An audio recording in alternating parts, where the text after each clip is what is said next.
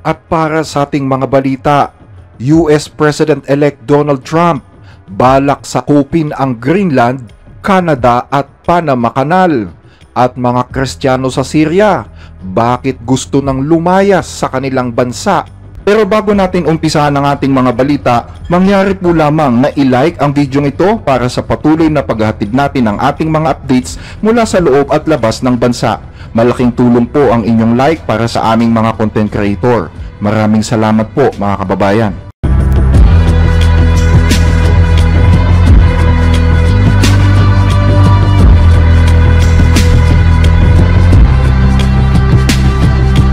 Noong una ay ang Canada, pangalawa ay ang Panama Canal, at ngayon naman ay ang Greenland.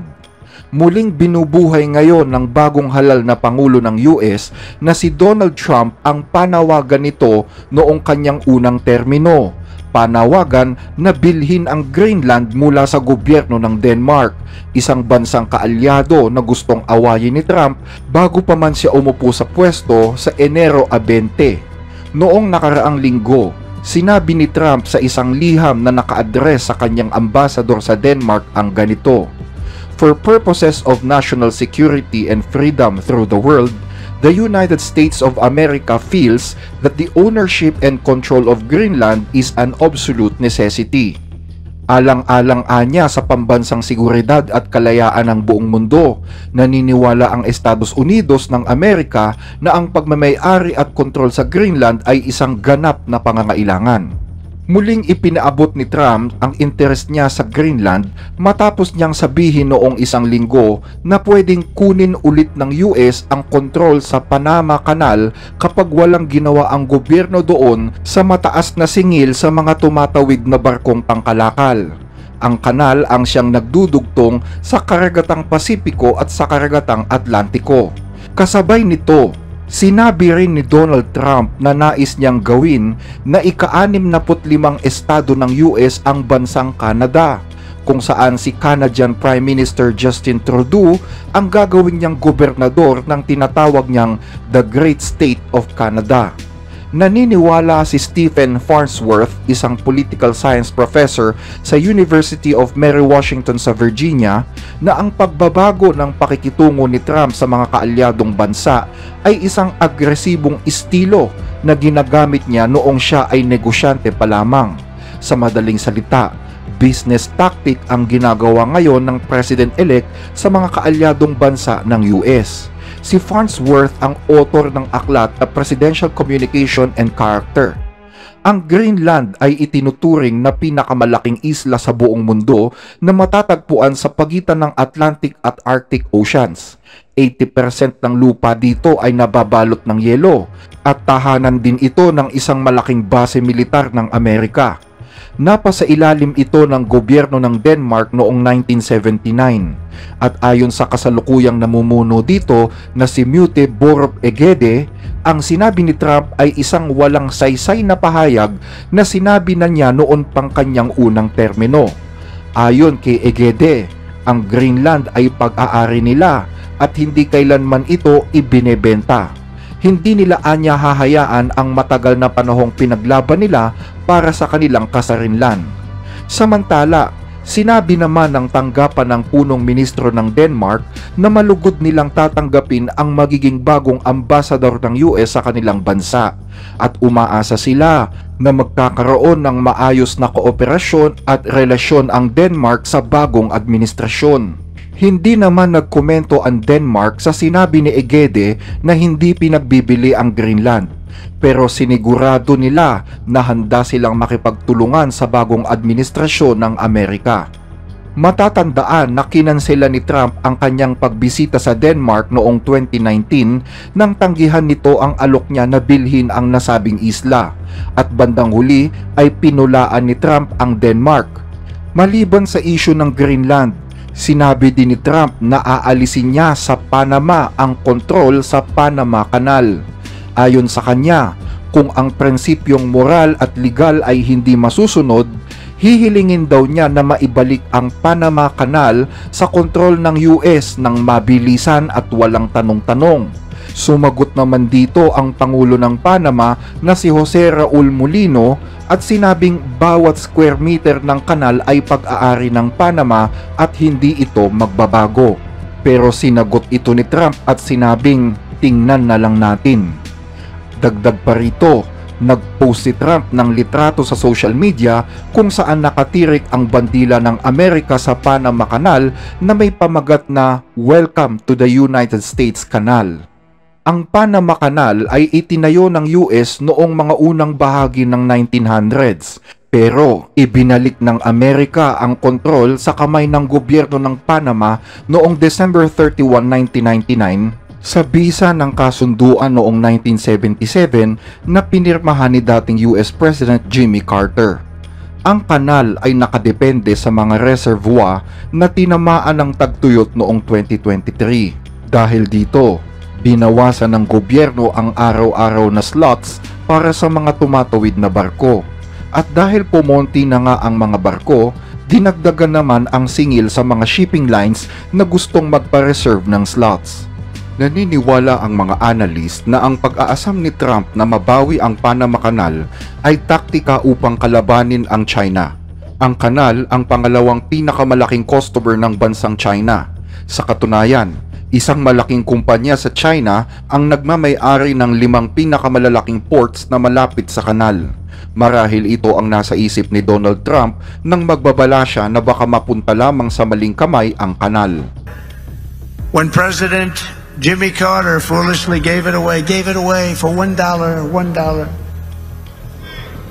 During his term in office, it was solely for Panama to manage and not for China or any other country to manage. You see what's going on there? China.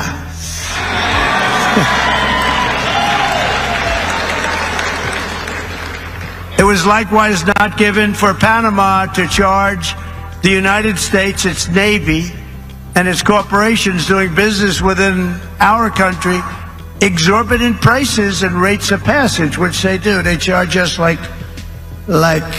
it's a disgrace.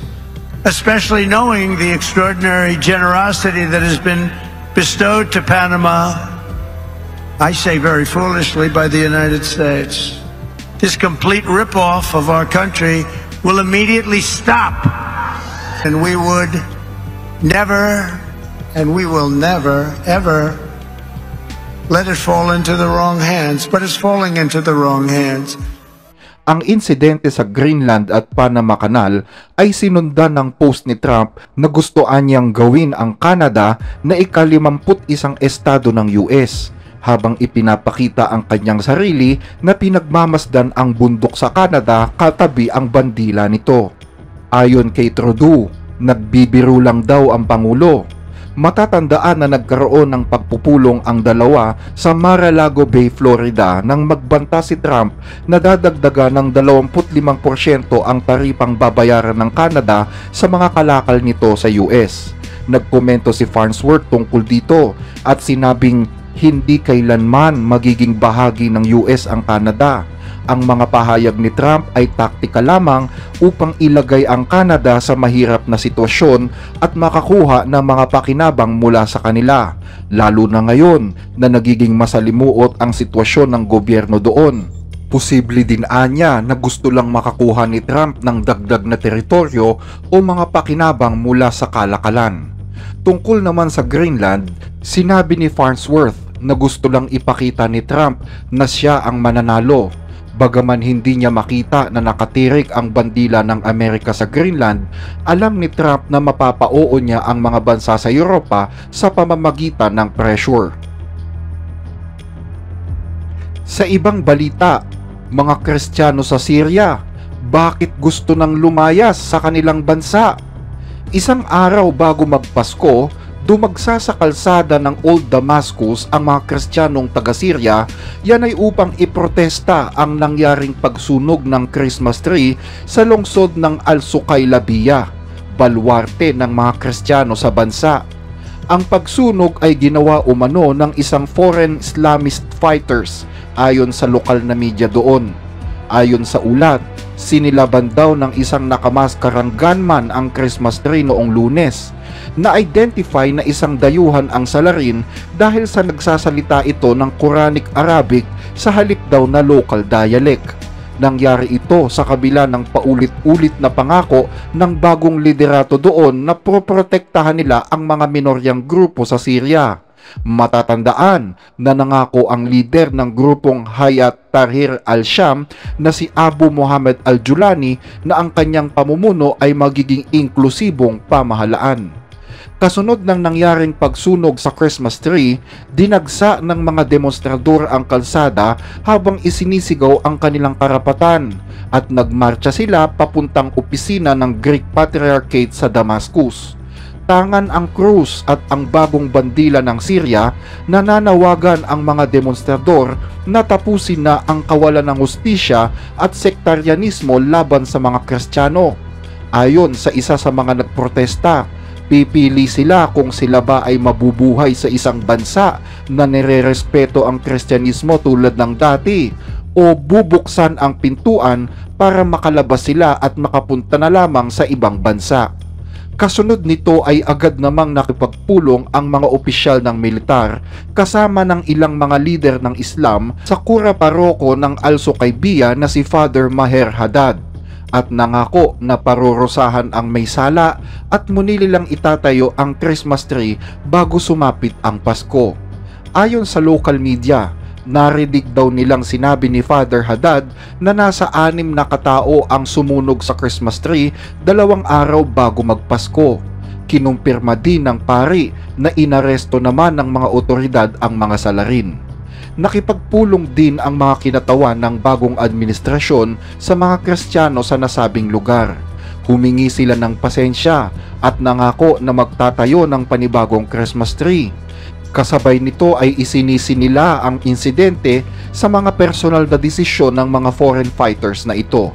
Kasunod ng mga pangyayaring ito, nag-deploy ang bagong gobyerno ng mga extra security forces sa mga malalaking Christian communities sa paligid ng Damascus. Yan ay upang protektahan sila habang ipinagdiriwang ang araw ng Pasko ayon sa ulat ng pahayagang Al-Hura. Hanggang dito ang ating mga balita. Muli ay maraming salamat po sa inyong pakikinig.